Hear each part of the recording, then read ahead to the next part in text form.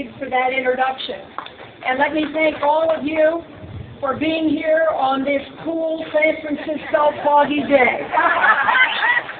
I am very proud to be here today to join with you as we stand in support and solidarity with the State of Israel.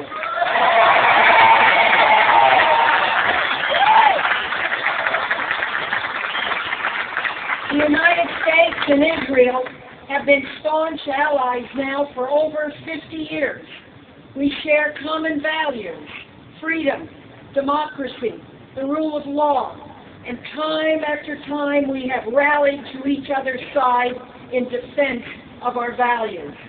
Time after time we have renewed our commitment to ensuring peace, stability, and economic prosperity of both our peoples. And we face common threats in a volatile region: the spread of chemical and biological weapons, nuclear proliferation, and most importantly, international and serious terrorist organizations. When terrorists attacked our country on 9/11, Israel did not waver in support of the United States. And now, in time of need, we will not waver in our support for the state.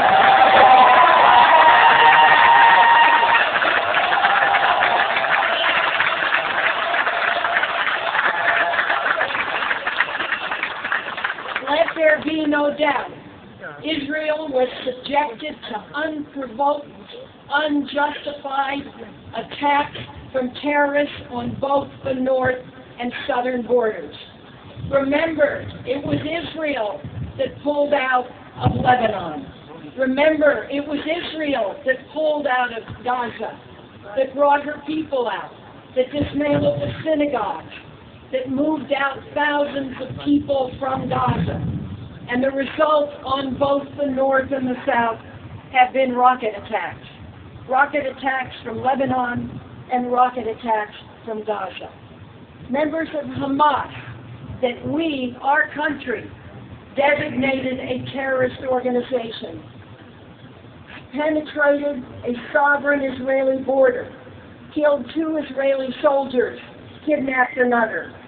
Hezbollah, another designated terrorist organization, crossed Israel's border with Lebanon, killed 8 Israeli soldiers, and took 2 others hostage.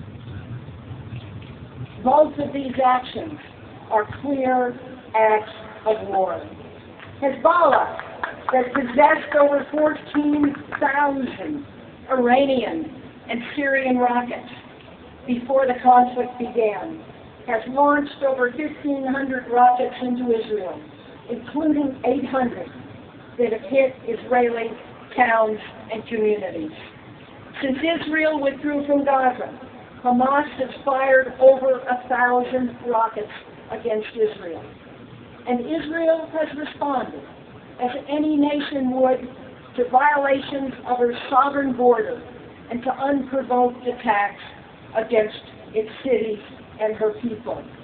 Hezbollah, Damascus, Tehran could end this now with the release of all Israeli soldiers and by stopping the rocket attacks on Israeli communities.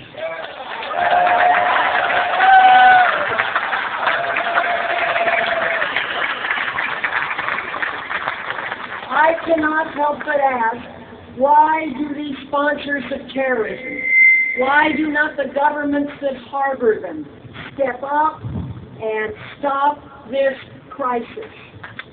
Iran and Syria provide $100 million a year, it is estimated, to Hezbollah, in addition to shipments of rockets, small arms, cruise missiles, and other munitions. And let us be clear about the intentions of Hezbollah. Just last year, Hassan Nasrallah stated this, and I quote, "Israel is our enemy.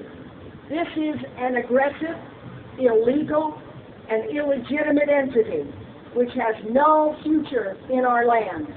Its destiny is manifested in our motto, death to Israel." Hamas, through its charter, pledges this: Israel will exist and will continue to exist until Islam obliterates it, just as it has obliterated others before it. Now, these intentions make one thing abundantly clear. Israel is not fighting just to protect its citizens. It is fighting to secure its borders. It is fighting for its very existence. Because if Hezbollah and Hamas are able to attack and attack and attack, one day those borders will not be sovereign anymore. They will deteriorate, they will disintegrate, and that's what we must prevent from happening.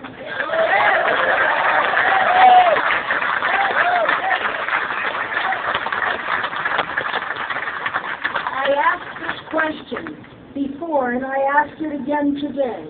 What would we do here in the United States if one of our neighbors allowed a terrorist group to fortify